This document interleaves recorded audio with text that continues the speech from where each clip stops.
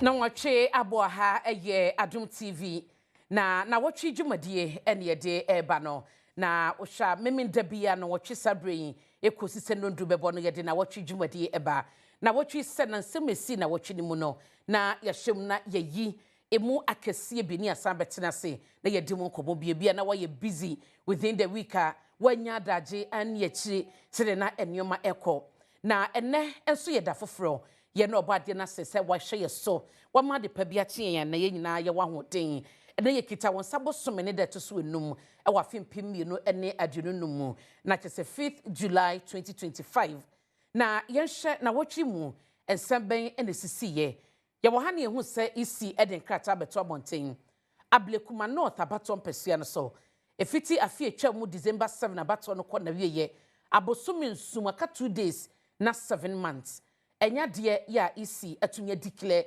atudin say Arabna obina ogina moma NDC anase akua owusu afia ogina moma MPP ena dinkunim enti besi sabre Ablekuma North ne na musini ewo mrase bejafie na omode ababetudwa ese bosumi de to soduba ko no wo ekwa Ablekuma North polling stations no mako dunkron wo esan akoto ho no abane biem na sabato ni sunsanso beba no ena be kire se NDC na wini sa seat no anase MPP eba ye no parties ni na NDC che so mofo aso yisi enkodi sadwuma no MPP so wo mtiase ne entiase wo china rab ye kuafie wadonya nyina ese wo ntiase bekwa kosisen anopai ebedi mu komo na fe ya hye ho komodie 24-hour economy plus Omampani John Dramani Mahama na eye na sem kese a wode bontoa e wa fie atwamu abato ni mu na omapa hontoma e de incentives bi asisemu a sa wo ye ankran na odo ho ba besemu a na kyese enfasodie bebre no na obenya enfasodie ne ebe ye den ye bebobo so amawo na panyifo bi so e waban dada ne mu kyese bebre na aban ne eka no oma ye dada ai nei eye adwuma nti no enye foforo de Omampani Mahama edeba ewo 24-hour economy nim eno so ebedi ho koma no payi na yaji afane nyina ba bigina ene 24-hour economy no sabasa ebesom Ghana anase ebebo maneka sika 4 billion ya wo mudi behyem no ye benya wo he ye bebisa sansem ni nyina ewo na wachi dwumadi som de ade bewie eye Maame Patricia asiedua ya dodo na frena na agrada na yi ochimu ewo nsewom na ekwadu ede bo no ene emfie dunum a koto de man so nkoda fiase enye dwumaden ka ho no ye bedo so do somwe no eye bibi omodi aba anasa atemu aba ye be ye deterrent ebe ye sua de ma ebinom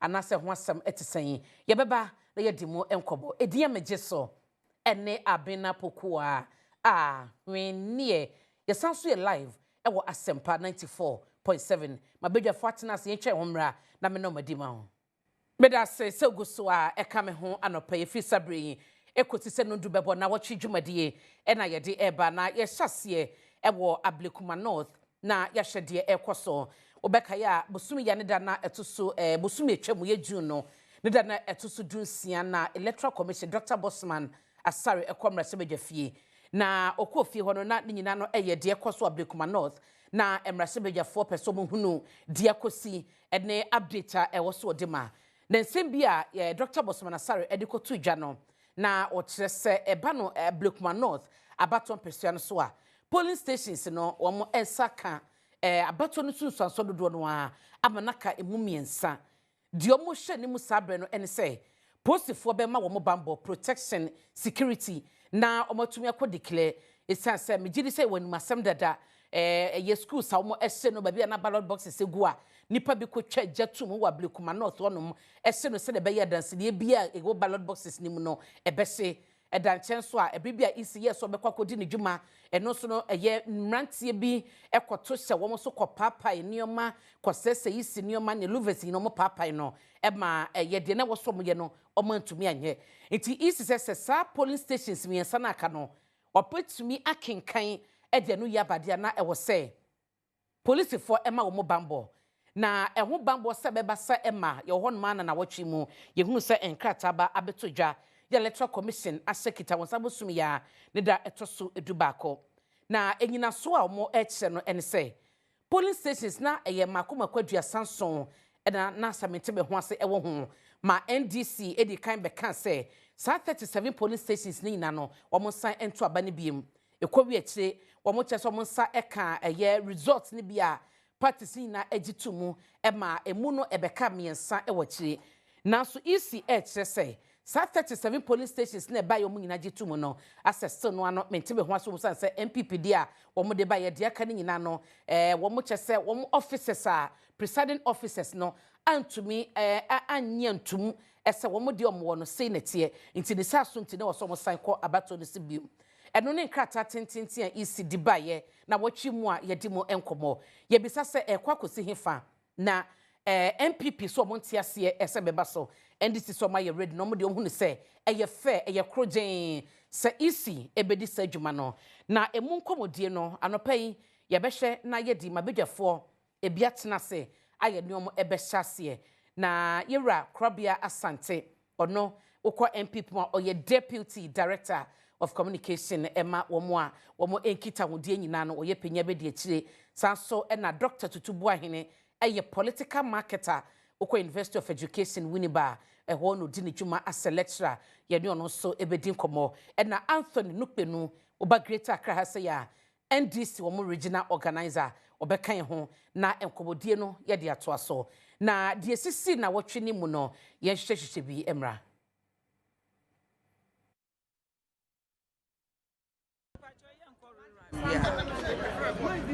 I didn't know Rerun. If you say you're winning, election are your call. Your call, young question, you have to call it in your different your call, and your continents. Both NDC and PP agents and a share. It is a 6 times so I hear you share. I am one share. Presiding officers at one stage, you invite your mobile. Until baby, I do for 5 months. And he said, I can't read police stations. So what went wrong? What has changed? And then the engineer now so near man of friend, until baby 18. Until yet, I can say, no prayer and paper. Yet, you know, say you're collecting in a country police stations. What providing adequate security for Electoral Commission to Electoral Commission or more head office so that they'll be able to collate and finish and do the declaration.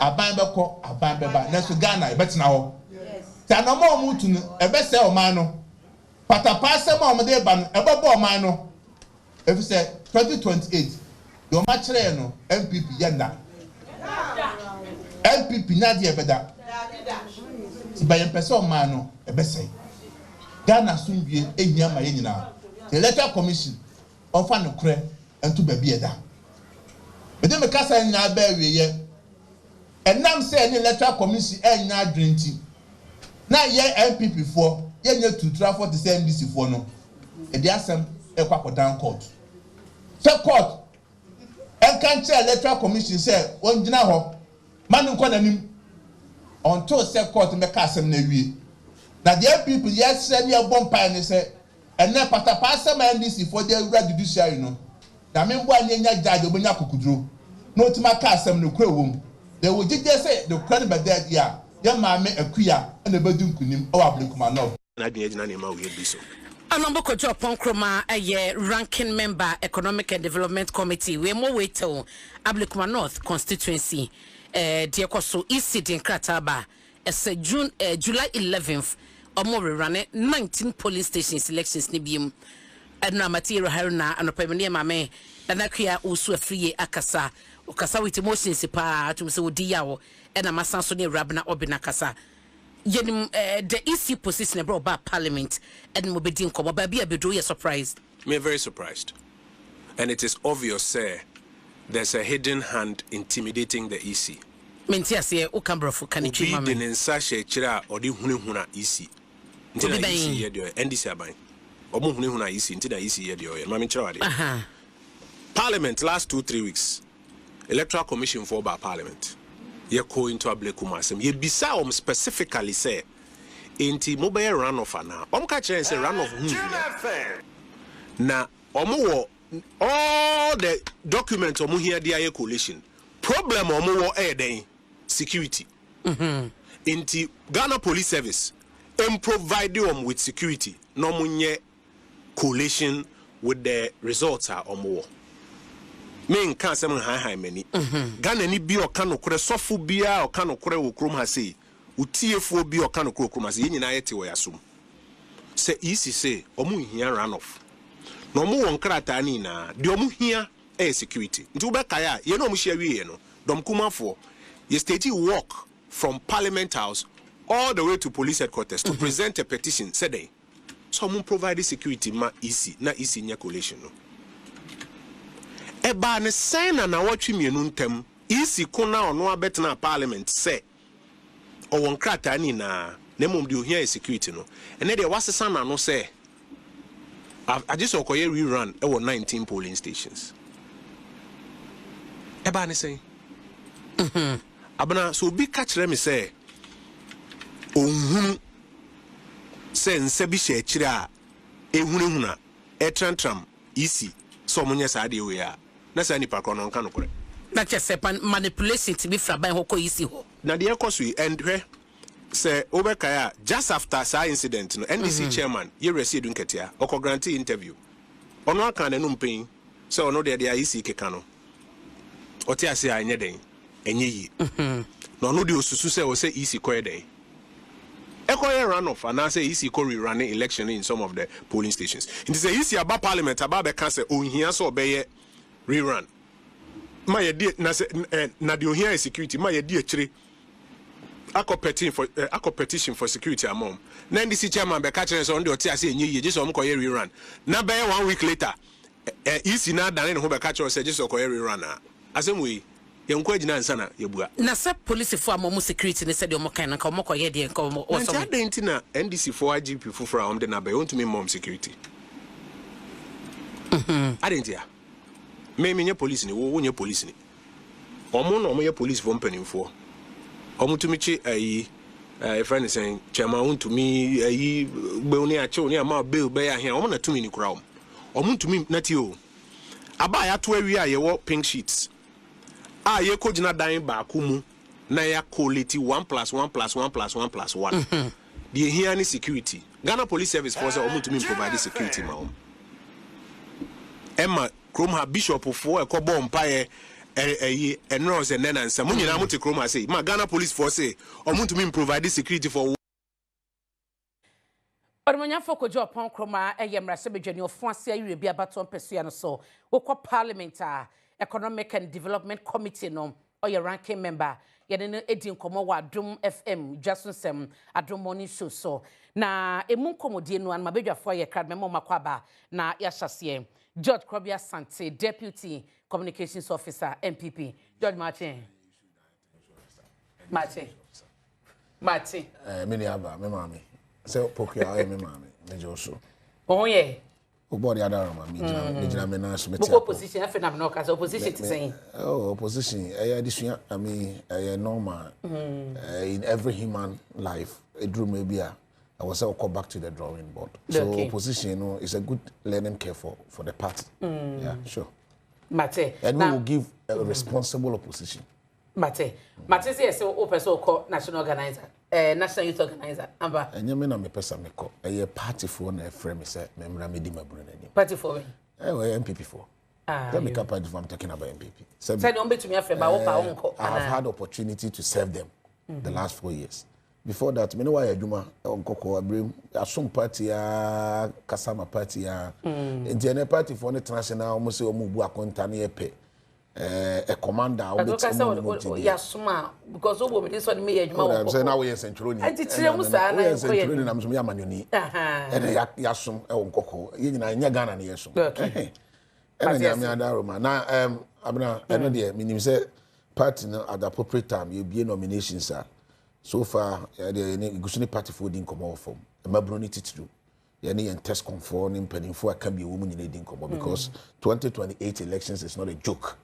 Elections are we need leaders or more experience, people who have been tried and tested, are or more voice. Na party for no ankasa so jiomudi. Na omunim the problems in the party, especially mobilization of the people. No more be the party anymore. But it's not a good time say about this uncommon. At the right time no. I remember I say I am the deputy national communications director of the party. And only a Juma may am a party. Now Browning. Inra. What? Debbie. Preamble. After the match. Okay. Let's say. Adom who na also. Adom said they are to for book be okay. Oh, say abrabon no dey odi. Be ma won so ma me. Odi to oboko a nyame so pege mu ma. Oh, okay. O pege mu ano abrewase.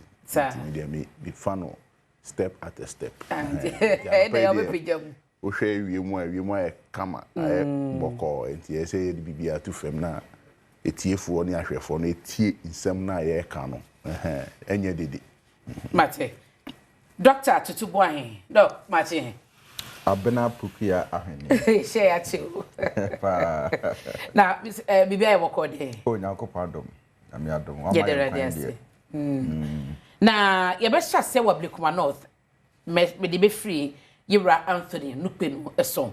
Na fi ya share said yet. You say initially a chassis no. Na NDC share 37 police stations. And na EC and sign and Kotoa Bano Hobium. Na omo enyi sunsanso no entum isi ejina no position samiensa eneyi was 19 and omo beko akoto so aba Anthony communication isi dia ben atawa koma so yeah ba medas me chi ahwefo na etiefo nyina na che minuanu mu a yehie mu a na me di nchia so ama wankasa ne okriu well me say Ablekuma North abato so no muamu all the steps are edi abedu ha nti enye ne na me enumerate Ghana for nyina enim ni see on the 7th December 8th 9th abedu nyama e course nyina Ghana for ni di echi and at the end of the day no say timinya na shebedwemi munima omo Ablekuma North because omo to aba ni bi na oto aba ehun faso no ese osunya enti emra ebeto dwa se nkrata na yedidi adanse a yenyina efe ni pink sheet okrom ha no ebi mu hu bansem a yentimi nya authentic nkrata ebedi adanse se bronu we aba na Ghana fo ewo hoto ye no ehun akadie ni ehun adanse die ni a na abeye twin between the two major political parties. Until ya bedu, I think 65 or 63. 68. 68. And yenuanumudi, I think 20 something. Eba ye as almost the omo ISU nibi. A honum and ECK say okay. You be free presiding officers from this polling station say so mutimi di ho adanse say omu ena eye krata we hu edwuma ye ba gi atum initially am pini but omu bae no at the end of the day ye pini ye ma omu di coalition and e be do 37 the 37 no man wentwi and e course be do bibia ye stop it sa recollation na recollation di di oyeni aba omanu because any time o me fresh am ko recollation yeso MP because krata no ehun asem ye bibi na headquarters be so mu isi national headquarters be so mu a ti se o mu ni IPAC edi hu abobo a so o mu ko parliament na anu and then nansa so a omudi krata beto dwa nti one ye de bibia ye du ye no ne kan ni se ukita mok na egu femu a ungina ho wo netie no nsu ukoko hwehwe foforo isi unikrata ni bi me NDC me so me ni bi NPP ni bi but omako conjure some pink sheets scan sheets bi aba okaso akokonjo because we ni bi nti de ekita NPP na nye papa na mo de ade isi enye me opponent and the pink sheet be ba be ye ntade no wan fa wo de ama ko bisa isi se ono ade na wan fa ni da bi tesi a wo na wo ha na me bisa wo NPP enya na pink sheet dia ba de na ye de na NDC enya wo pink sheet am fa wo dia mi kan so eso otimase mimi ni bi me enye bi isi na ono organize election so say oni bi ye de na isi so oni bi mpacho ho mo na bi sa because MPP no ano sajuma yi ebekoso yese basa yakosi obi atiti papers mu at a point ballot boxes e good school democracy no nipa bi ko twaje to mu abesi ne yenhuru sa sumasi ana so benti semra ne nipa didi enini yente ho asem nti evidence ni nyina no ko ye twaje to mu nkrofo aseno nti mo kana gu fam no gina ho e so nti say ECD na yenya at least ebeka say ye ya MPP nya bibi baye no NDC so na mo police stations awodo no na mo agent wo ho obi entumi ama mo pink sheet ba kokra wasa police stations ye sa wo a wo ye referee no wo so mo kana gu fam nti utimi ma me bi mi so mi de na gu fam I get in nti mo de na fa hin ne gu fam onua de na okita no se poison okita o se adipa no okita o wo pese bi no. Are you ready to drink his milk when you don't trust the milk he or she is having? That is the point. Onyina so de say won trust him. Ene ko nume. Unum na we kojoto a. Yeah, me bisa no sir because say ade a wo kita bi na so no de na wo de aba na wo de enhia e na ye ka se de wo de aba no e ntro. Me se me de no egu fam. E ye de na egu fam. Atorenche munsi. Atorenche munsi wo yefa. Atorenche munsi wo elections no. Enti atorenche munsi na bibia ko basa. E na mo pink sheet nyina ti. Ade na omo omutu aba ne enkom na nso biom. Enkos ya disrede ma omuntu aba ne biom asumdwe mba. It's simple. I don't see what we are struggling over. Yes, he enko back. Na 19 na say no bibie du no presiding officer say ontimi di ho dance say on ye krata we hu eduma because as at now no almost 90 the almost me authenticate but 18 said then am authenticate 19 intimi authenticate here bibia ye do so no ye ntimi ka say ye dey declare obi because the outcome of the 19 should be able to have a clear understanding and roadmap for who is the clear winner to be declared. Going back to Rerun, adibe na ye dinya aye heja Oklahoma. But say NDC ni makuma mu pass say mu win isa seat no a adena mo call for Rerun adentia. Enti MPP no almost o mo win ana. Well me the meet me asem na me bi say because from day one asemi hyase mu position say Rerun. Other party no so hunu say wodi nkodima wo kita document say wodi akoma EC but ma mimi said the system juna EC co parliament osaka 3 police stations was some coalition wo hia security no mo dia ye afi fast forward to July EC say me koye Rerun 19 police stations enyo nwanwa on echechwe wan so me nwanwa because ni okoka asasem no minim gina so bi ogina ya o di krata na Oka se ka tripoli odi kire obi. Omu call parliament na anu yi. Out of 281. Omu ka se ka 3 no. Omu timi kire result a omu collect in 278. Omu timi kire. Do you have the result? Na say no, the number of times omu komo edi sejuma no. Chaos si basa si ya sese niema am at a point oma blame crowd in kata ba ebo Anthony Nukwenu din se wono ne kwese mom ye basa ye ewo Ablekuma not wono ombe family no monko tutuma no ahenie me kire say enne a oti a wo coordinate or moderate program kire Ghana for and I say magana for nti the results of the outcome of 278 coalition. Na mama kwempo ma isi. So why are you arguing say they are saying Saka 3 when you as a journalist moderating this program you don't have results mentioned by Electoral Commission as to the outcome of 278 polling stations, and we have an understanding 3 looking for police protection to add it.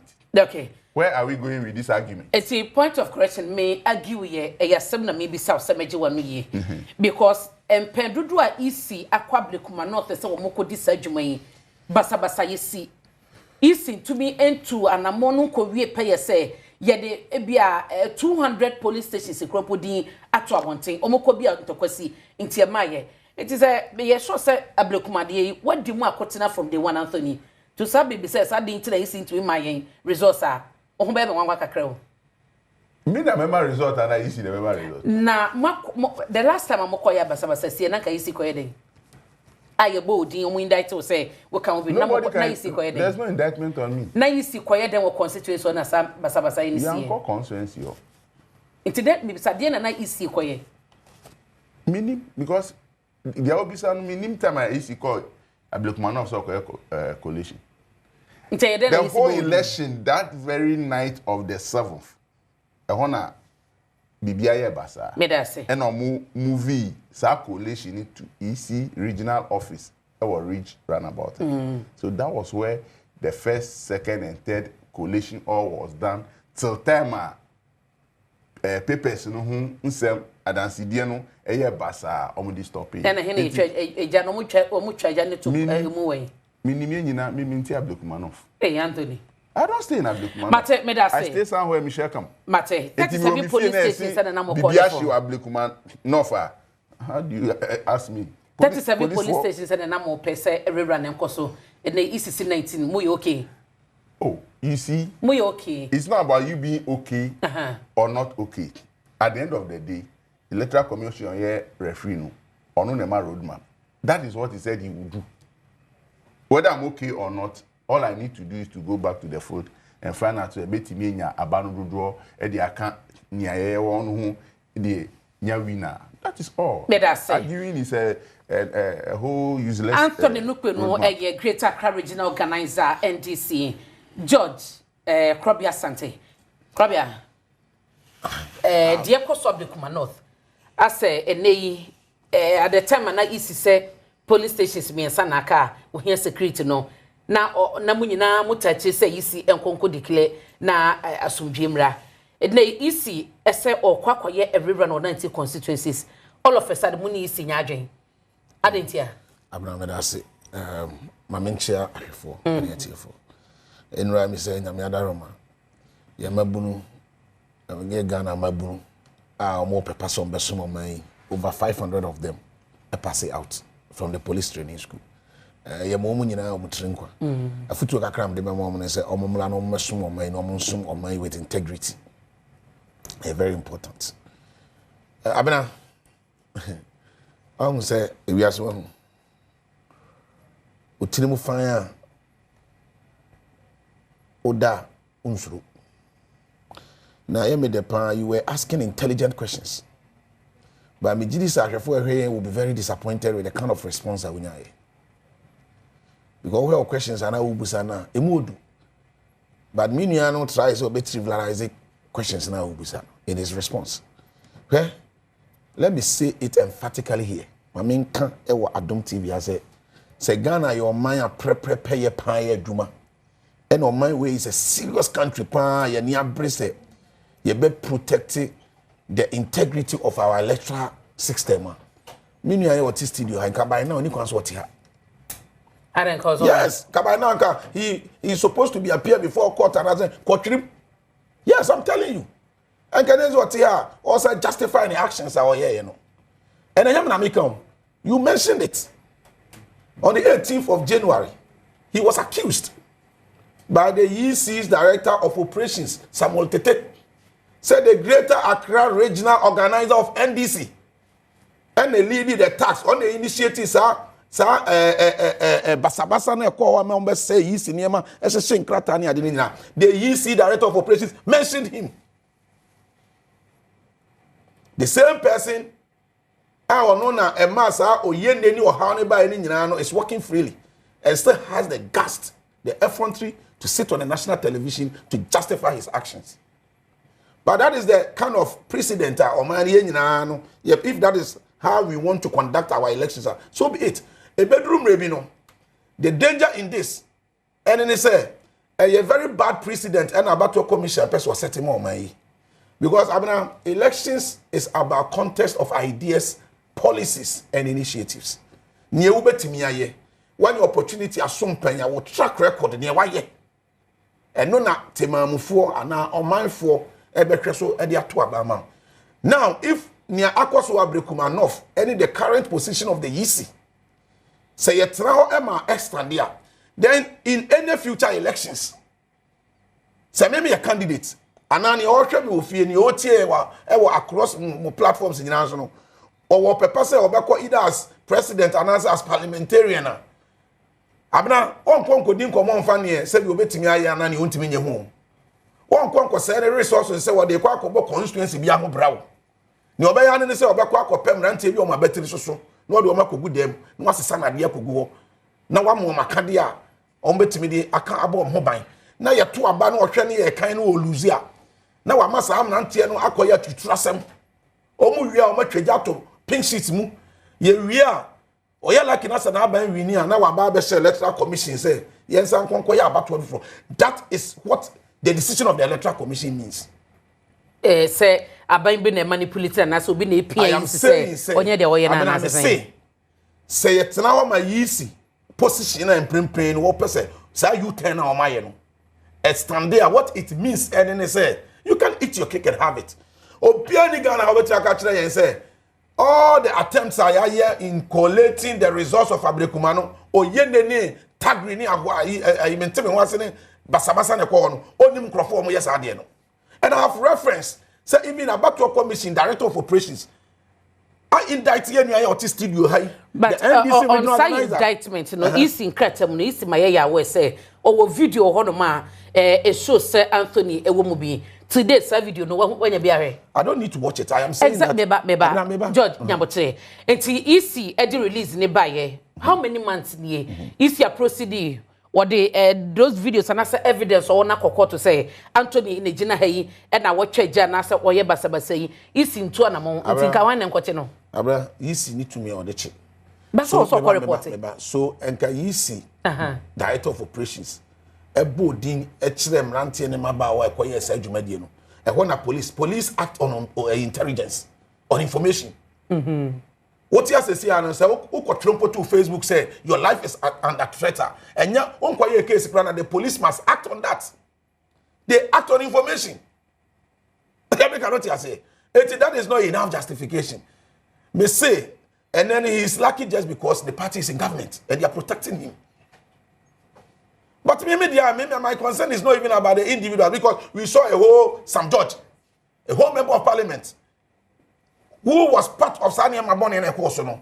We are the Minister of Communication.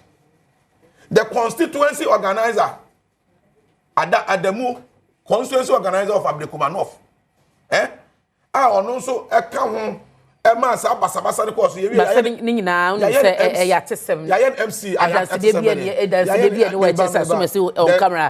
videos. And I telling me, say, one video now, Sam George, presiding officer answers one declare NDC candidates now. One movie. Didn't you see it? Have you not watched it? Come on, let's be honest. If truly we want to exhibit sense of patriotism, we are talking about Ghana. We are not talking about any other country. Na Ghana na wonu nipa nya kukudro be there to trust them we no am say nya kukudro be trust you and justify marshal officer what kind of nation are we building. That is not my concern. I know the Ghana for nyina we are watching, but I'm telling you say this is the angular Ghana for about your commission epese yeko. Na say Ghana for nyina be there to say that should be the normal. Then of course we are manyoku a ne wasa we are ne say resources bi a wo bia no obetimi abo ho modern na wa dey we mobilizing much of war. Now what more Makandi and normal training about to do so. It will no longer be contest of policies and ideas. And no na me person me Ghana for agene baso. MPP our position is clear. And me that's a person one chronology of conversation. No, said the course of right from say we Ablekuma elections. No, you see the catch say on 1st of July we see our political parties, especially MPP and NDC, and that ye nyina resolve say. yebekwa Rerun 19. Where from even the 19 figure? In all of the conversations, or any correspondence, both by press release, both by Sinankasa public commentaries, information on the Abano. If I in Abra 19 be bamu. And Central for you've been following this Ablekuma North issue. If I since when and 19 police station be issue under contention. Even when the deputy commissioner, Dr. Bosman Asari, you know, Parliament is a house of records. Parliament, he was even under oath. Or catch them the outstanding polling stations near saying, no, no, one team unim waka. That's a matter. I was a missa. Say, Miensa, and Okoka, Chem, and Rasebedrum, say, a cup outstanding Miensa, and one more train, say, police Ebema Bambo. And the question, Yebusa Ghana for Yebusa Battle Commission, and they say, so, police anti-Mian provided security for them to collate the 3 outstanding polling stations. So, Omokacha as a police betting enough security for the 19 polling stations. These are questions for the gods. Okay. Who we are, MPP, our position has been stated clearly that the EC's U-turn is disingenuous, unlawful. And in any case, Ghana, maybe anywhere I'm about to commission to me, so I'm not betting me, I qualify for a rerun of an election in this country. They don't have that authority. They are almost wanting to say, if they feel that for some reasons I was a rerun, but they will go to court for court to determine. And now about to commission, quote me a single law in this republic. You'd see what to me, so betting I qualify for a rerun of a national election. I am running. You know, I see a drink at the I see a drink at the show much. Now, I might be back to Miss Evening. But maybe I can not you see, and I say, yeah, the MPP wouldn't say, no, yeah, rule of law, GD, and I near maybe why in Minia Anthony Tia or Serba with himself a crown American. I'm kind of French. Me too. Abana. Yeah, I see a drink at after Bosman. I saw the corner, she be doing. And Obecatcher easy for when they say, Pamu Munina. Yeah, my imagine Mensa Free say, Abia, or you remain DC or Bonaguma, but let me tell her, NDC as a party.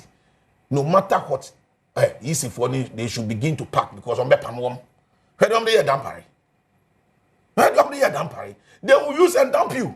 So it is better say Ube Kofi. Now what crowd principle with integrity intact. Then say Oba Yawa say Ope so Obo Wakonya Wote Ho Ban. It is at all costs no Oba Any Ensen Fata. Let me tell you, even 3 police stations now in all of the EC's conversations. In all of the EC conversations, the 3 outstanding polling stations now. Omoma Ghana for you know. Abna Unim say the 19 polling stations they are calling for rerun. Gloryland and Cameroon. The 3 outstanding polling stations are Abaya, each Obianim Sanuna at all times. One of them, Omuna and Tinoma Fankao. And the 2, the reason given by the East Nicolas is laughable. Because other than I say, presiding officers, people that are working for you. Presiding officers are people working for the EC. Now, Abekachi said, presiding officers said they did not verify those results. Yakwaya recollection was a regional office, East regional officer. The presiding officers, no, didn't you see all of them on a round table? Who no calculators say computation, you know, one who's a pink sheet to the domain. And this was a people scan results. Now we have a technology results. George Krabia Sante. I mean, and I'll tell you, Krabia made us say. Now, I show screen so a video now no a year question my cluster of schools. A war and December 7 about to no a corner you know ballot boxes ninging and easy a cry ever honum. And nipa bon for be coach ja etumu she school dino. And the ballot boxes are going into share ballot boxes like papers ni be and na a good screen so I will share when you na ye nyoma be SCC e wo ye Ablekuma not the ne be a GD no and say adansedi a isi betumi agina so say recounting ni ade no and na nipa bi question no say de be ya ema so na ebema de bia de ye di won komo ne no na aba it say etisen be se na ye nti say posifo ati obi wo ho ana se obi gina court ne di sasumasi na ekotwaja etumu ehye ho na mame kwadam ne Dr. Tutubu ahen menye ono so ne view on sade ekoso yi Doc yen share efiti day one abato no kɔ na wie ya mete me ho ase sorry ye isi nkomodia wɔ ne nsɛmtwerɛfo die de ɔde release eba de wɔkɔ parliament ɛyɛ polling stations miensa ana wɔhwɛ so betumi akenkan ɛde aka de ɔmo wɔ ne ho isi ene abɛkyɛ sɛ 19 polling stations ɛna mo bɛkɔto aba no ɛwɔ so na number of polling stations a asesa no ɛnyɛ nwanwa and the positions who said Rerun the last resort so many security at 3 polling stations no on bet me I can declare about on and one was here we drew her. Yo, Abena, I'm a Sanchia, Maminchia, I shall phone you T4. Maminchia, a cuckoo you know. Oh, dear. Who's Abrana? The wish ya politicians in this Adom discussion and not Amagrono. Yes. Beto abiti we fa blue or fa twede no de ase we mfi na we nso afa we no de ase we mfi ni nyina ka ho magro na ye de badabra is a disappointment electoral commissioner me say so far we are farijan free ho omo ma bani nyina no adekwenti ameka so me disappointment no party or opposition any party or wabamu ebejinedi e kire se yisi no eye bibia enye de dikan ena esanso e kire se yisi electoral commission anase as an institution so say adwumakuo ena electoral commissioner say ankwankwa yeyi no say omemedi Electoral Commission anymore.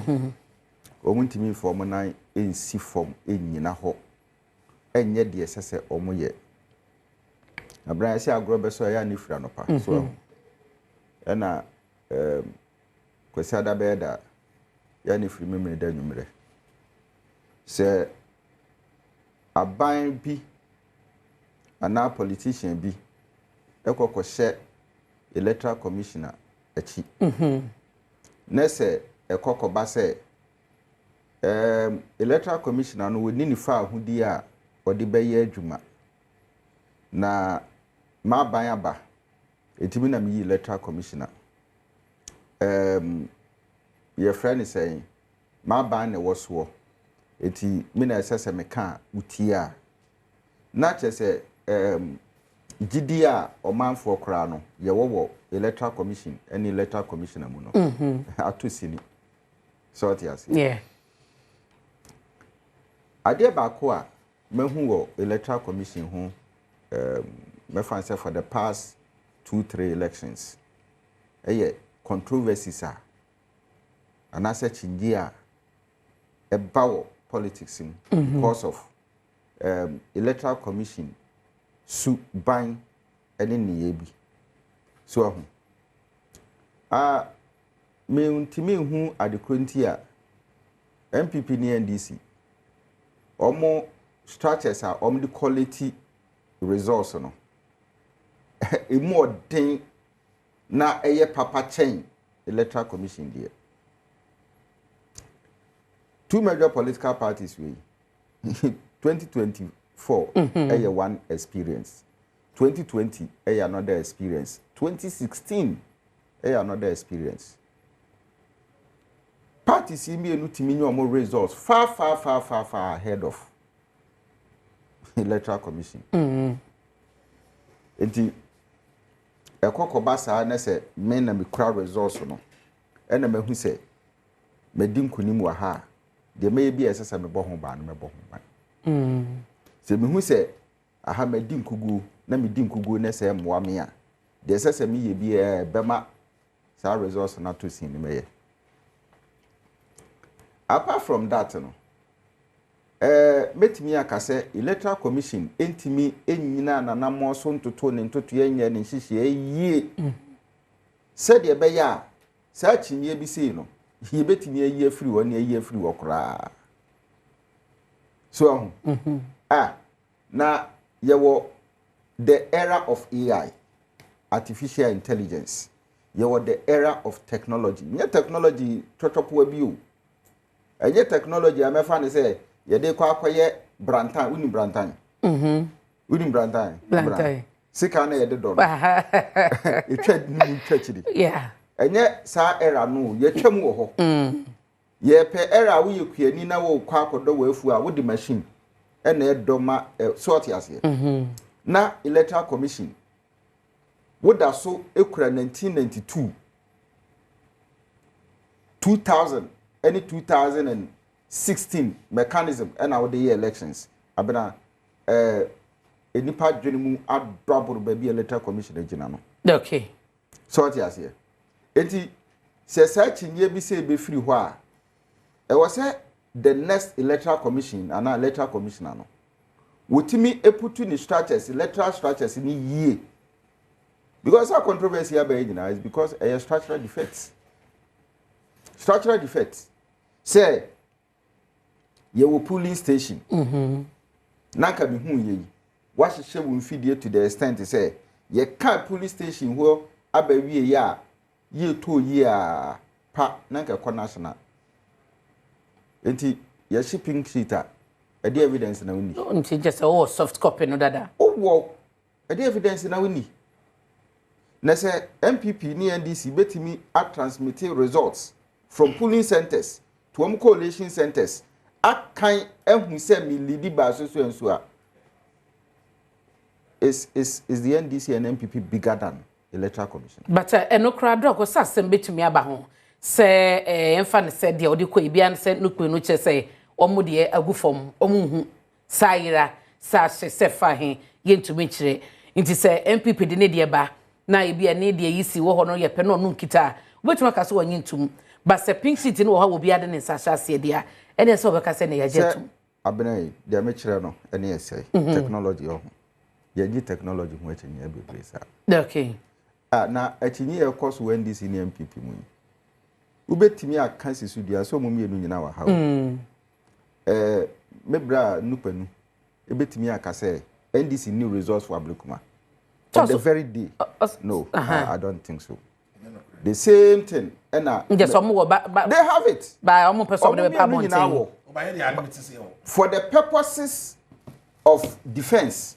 It will make you no, because uko baby MPP winning ya they know say omo records omo coalition center results no, and they won, and the Electoral Commission I confirm the same way NDC nso nim say baby am winning here no e wo me database sort as here look edru baby a ye ka say we dadoa he oman na ye grow na to pressure no nta say no credit em free baby my e was am no kwa mienu ntem futuro gu yani no kura wo mu no omo mienu te ha omo mienu nyina omo tun futuro de wa wini nsu wa wini de wa lusu nim so wa lusu abna wo ya benkwa na nya da hu se nya de ende obi hu wonka bi nhwe ansa na odi akwa akoma obi so ni so wo na asom no a wo ka hwe wo kitchen wo na enchini nim no wonhu enti wo so di nchini tuma ho fa nchini ntum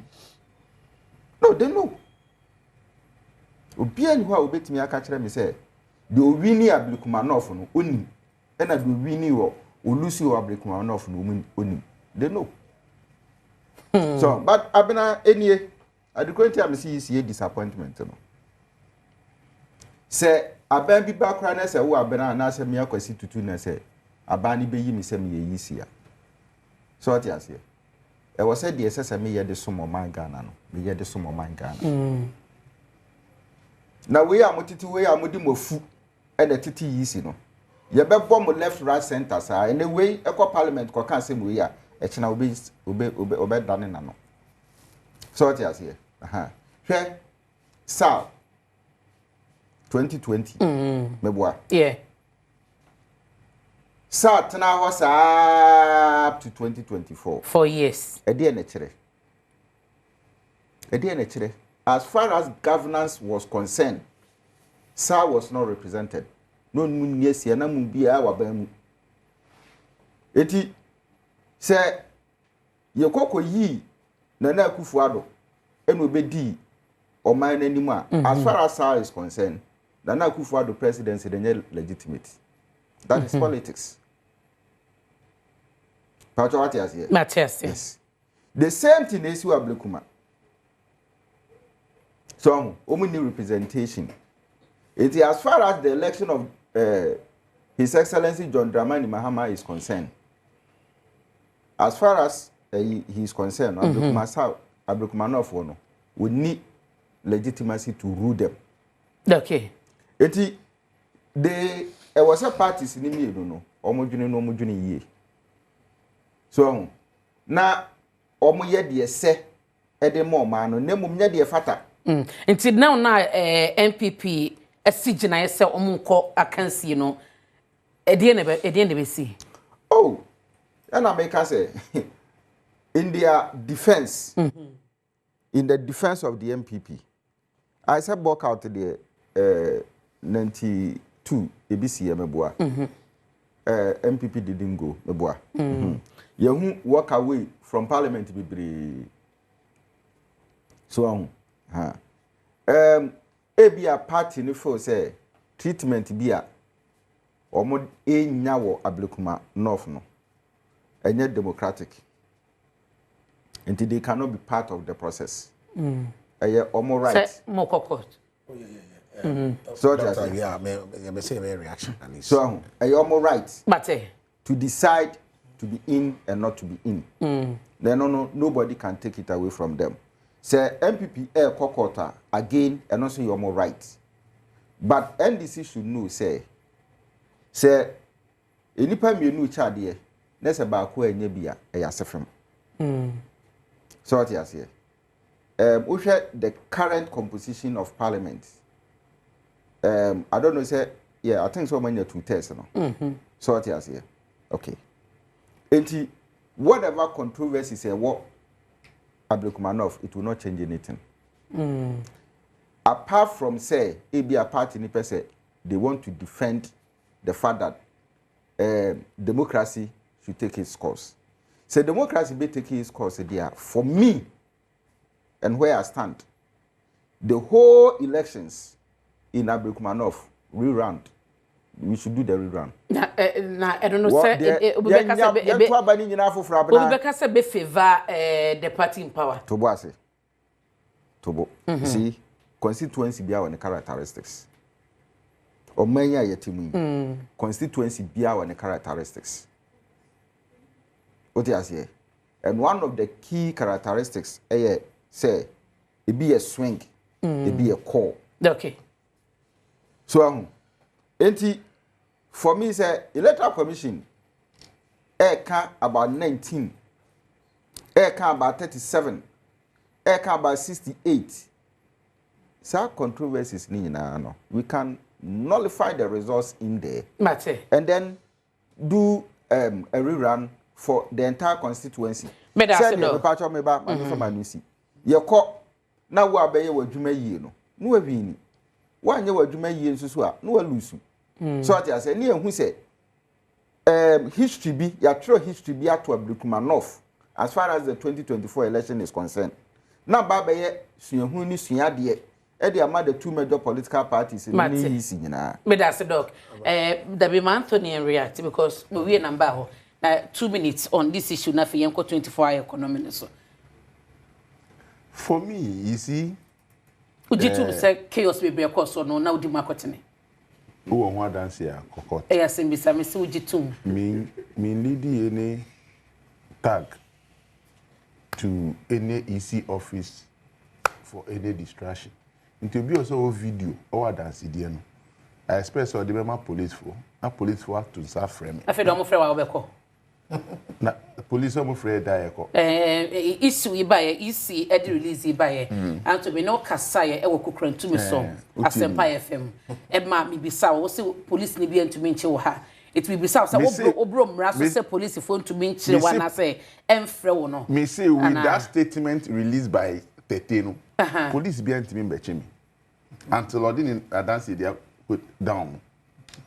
Because they na otro ye no meaning baby a identity na one proceed so nim say ni otro ye no there is a clear evidence say omo hu mi say bi mi di mrantie kokko ye distraction identity na one proceed enye una ka say NDC we need election show una ka ye ho I'm casting on our can pay me my sure. God, the card is so tasty. Share, can you meet me? share, minia, me. Baby, I do. A idea. Demand because as doctor I can easy disappointed because a year then a collation easy because on no 65 polling station men waiting made in one dances or result out of 281 and with the moon as a political party I almost authorized by into Nyama say you know I in April Friday year 143 beside MPP saying on provide here. Bisomu say, do they have those pin sheets? Between the three players on the table, who provided the largest pin sheets? Now you say, baby, I do no. I was the first one to call for a rerun of the whole constituency from day one. Say me, this up and down, M1, say easy beko court and only results in any call rerunning the whole Ablekuma of me. I'll be for it. Omakwaba, almost 19. And as I said here, whether I'm happy or not, in as much as I'm disappointed in them, no, all I will do is to go back to the front. To look for the 19 police stations. Look for Omotu Aba or Honum. Semi Casemne Tomasuna 11th July, Yami Momunkwa, no more pepper, some BP, Abetuaba. At the end of the day, whatever outcome, we all move on as a country. Inti, Ubieni, I dream say, yeah, person coaching to me. It is a no confirming some more Bamuno. That is how they use the Electoral Commission. They are confirming to Ghanaians. Any time say, but say, easy, penny bin Juma and Sweeney. Nedi basabasa ebe krum ha say the fam mrakwanso na enfa ntu ntenya badwen ba ni nimdiefo be kra isi so that in some way din gwasima oman no ka say badwen ba ne a wo be kra isi a na peso chesen e je say mo plans say mo be sesa nana plans e be sesa mo plans mo be sesa dey isi chene ba na adanse ye wo ho ay authentic say o ampa Jimensa yewe afumra boss ma ese afumra tete ese afumra etu ahini also sa omo communicator no free meeting I get me na yedima ekru wata constitution say function mo so no mo kom no mo bana insem no ensem ese timidi yi omo that is the law the law is the law but said yewra sedun ketia can yate listen ma waka concerning EC say o so mo sesa on matter wo ho ne ade so it is enyese national chairman be ka no radio ni TV keke so waka mini say so wa dance bia obetimi a trigger petition or trigger petition na man obi hu ni say national chairman of the NDC hu no so e Ghana ni a ono fo say anamontu bia e koso EC no enso eni enti mi sema me di ebo mo ko edu ni Misumi bo okwedu a. Na mo de hunahuna yisia na. Bisamu say some obi hunahuna mo a. Then you me say obi hunahuna mo. I don't know. Me da say. Krabia, meet you. Yeah, first of all, doctor. I think it's a doctor a white coronani. And when the position now he spoke as an intellectual. And I'm grateful to him. Say but the conclusion, you know, is where I have a bit of a problem. I'm not Bible. The story of Akrafom, you know, the child. Say when him that story, you know. Case Nico Pierre or him dear for and him. What say? I'll come there. Okay. Oh, say, and now, on the work around genuinely, no. A brow him in Yansam or can't say, Omonti or Mohasse there. Na brafo emfa abofra ne kono mu kutwa abofra ne mu mienu na obi amfa esene ne nko nie no onim no nakoma mu se enya ne ba no wo ne positi nyankopon ema opa ne hontoma se o na kokum no twa abofra ne mu mienu knowing very well say so twa abofra ne mu mienu a abofra ne be lose ne nkwa but it say enyo na conceive akwara no wo nti wo anya sa abadaye no mane eye ne banka sa no onim se genuinely on wo abofra no wakora no woni yam 9 months e ka kire na nane se ye betwa abofra no mienu ma obehwere ne nkwa de minim makoma mu se eye meba nanso no se wo insist se ene de amomfama no mo de man anya bi abofra no nyini amesoma ne bi that is the analogy here Niemenia Anthony ne nkrofo na ye ni nyina no or say scan results. Every political party will a system of the quality results. From the polling station, or reps in our sign we are, they take a shot, a picture of it.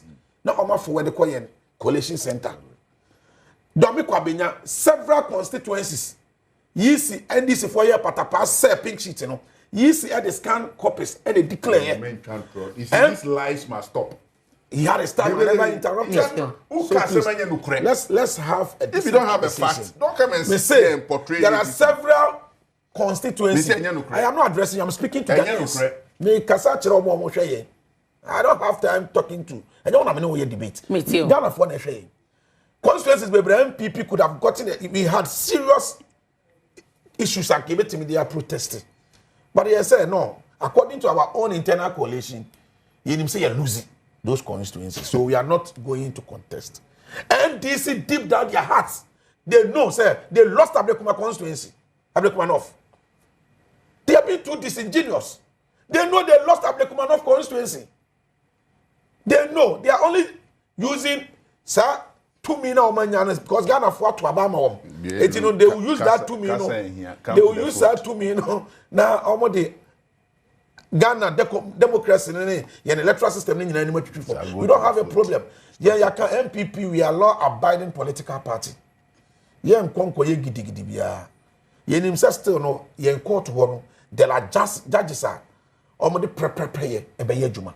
So MPP, first of all, the call by the EC said, yeah, Rerun of 19 police station. We reject it.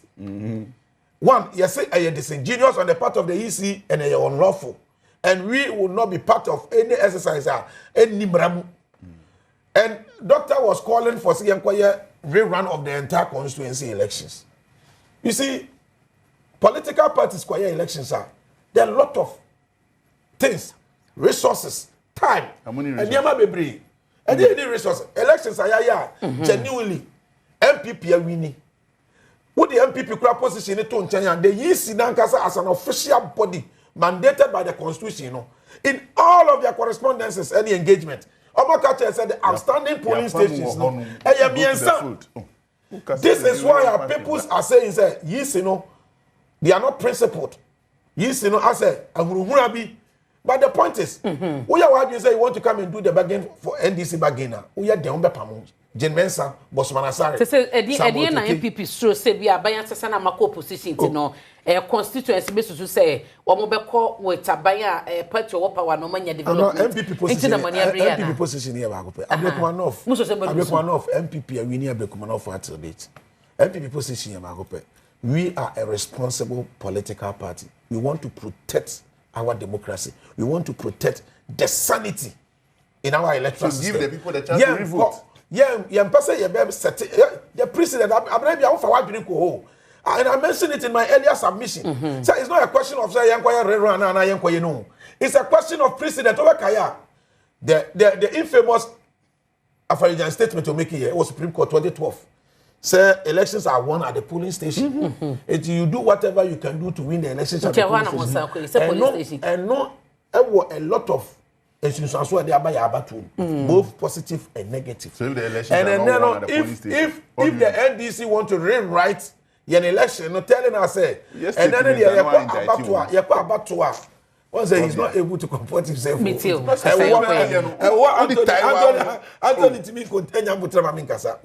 at the police station. So now what I'm saying is that we don't determine the president they want to set in and they say, and then we are manunia. Unko how unko say school down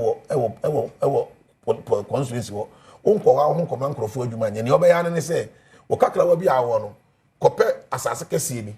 Na kwose sanade ene na kade e fa kogu na permanent ene baba wa o matirabo o baba tirabo bo na abato oduru su a o hwe na ye college na wo lose a na wa mo said Anthony said Anthony man na te kwase pin sheet ni ade no mo wi amakodwa atum mo twa atum wi a nyame ya wadom na wa aban ba na easy wa ma easy akoye Rerun and eno ni asa Anthony ni NDC kire yen so ye tie Anthony no mo ye na that is the kind of president they want to set for us but we are saying that every elections one strategy we are learning from the current situation and say Ghana for mom can be wo mu nyina be kan ma no atum na sa ni NDC ni abato commission here no man stand there then 2028 is going to be a very serious election talking plenty will not solve the problem so there was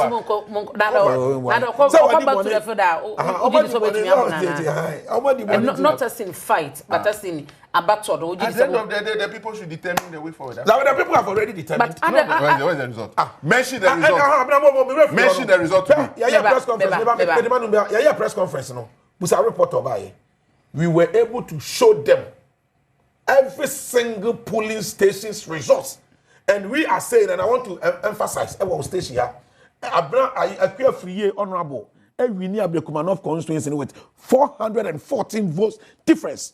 They have the results. Mention the results. They have the results. Abusa was a reporter. The result means this argument. The constituency, not even 10 polling stations. Not even 20. Into how many police station results namukita?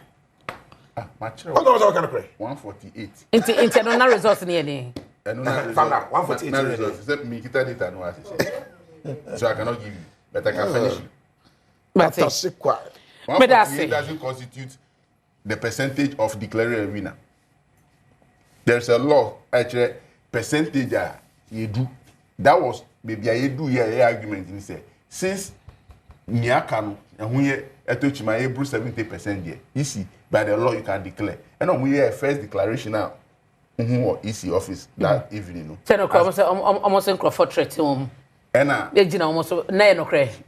Crawford saw someone declare. Obi the now for say threatening that is one in a year Saturday no. Oh na when your course was one in a year Saturday no. I said all the political parties were making noise. But I say